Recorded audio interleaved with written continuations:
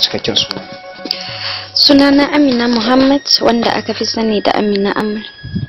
Akwai wani rahotanni ko raɗe-raɗi da muke ji, akwai batu da ya faru ko kuma dan hargizi da ya faru tsakanin abokin sana'o, me gaske wannan batu? Jita-jita da kuke ji gaskiya ne, kamar yadda kuka ga bidiyon yana yawo a gari. Abin da ya faru kenan. Menene ya faru?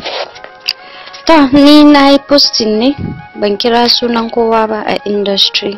Ina gida, shine jaruma wanda aka fi sani da Hadiza Gabon ta zo har ɗakina, har cikin ɗakina ta same ni, ta daddake ni, ta tafi da wayana, ta je aka mun video. Washe gari kuma da na je in anshi wayana in ba ta haƙuri. In ka lura za ka ga bidiyon guda biyu ne. Na farko a ɗakina aka yi, wanda aka yi a ɗaki a kan gado, ɗakina ne. Na biyu kuma na je ne in ba ta haƙuri a shagonta, shine ta saka maza suka dake ni, ta ƙara ɗaukan bidiyo. Abinda kuka gani a bidiyo rabin shi ba a saka a abin da suka saka ba.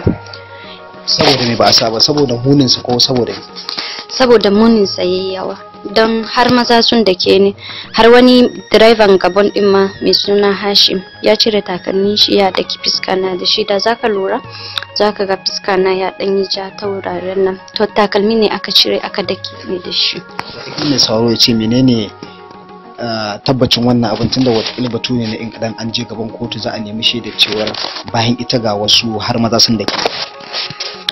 To ai shi gaskiya baya boyuwa, kuma ai an ga da kanta ta ɗauka ta sa a live chat, ina ba ta haƙuri tana duka na. Wannan ya nuna cewa duniya ta dake ni ɗin da gaske, kuma ta sa mutane sun dake ni, kuma ai ba zan mata sharri ba.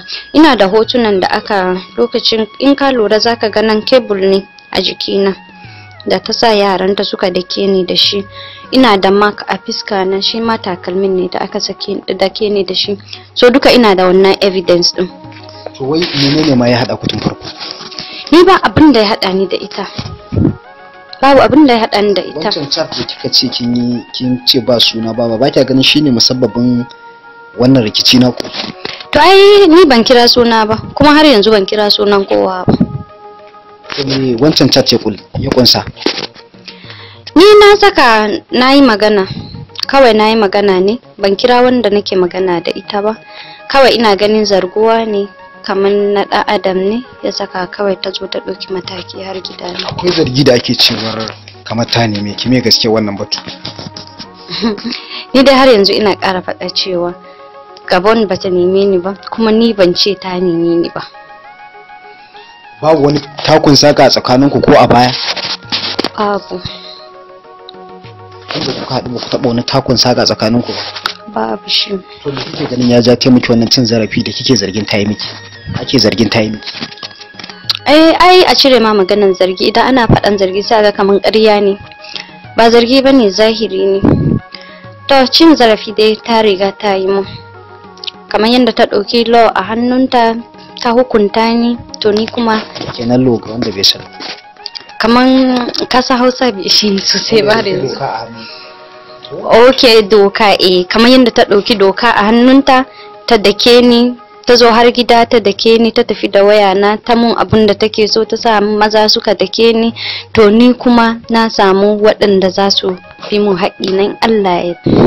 Shi yau kwana nawa kenan? Yanzu ina ganin yau kwana na 5 kenan.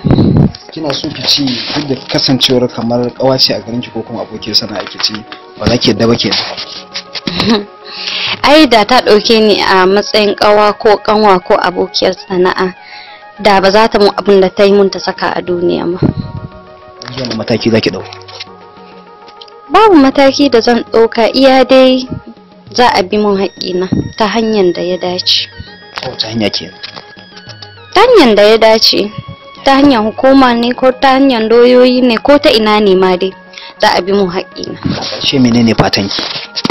To ni dai ina fatan ma masoyana alkhairi, sannan kuma su yi haƙuri da abin da ya faru, sannan ina fatan Allah ya bani nasara, sannan ni Allah ya ga ban nufi kowa da sharri ba, kuma ba sharri nake mata ba, ba ita kadai ba, duk wanda ke nufina da sharri Allah ya kare ni da su.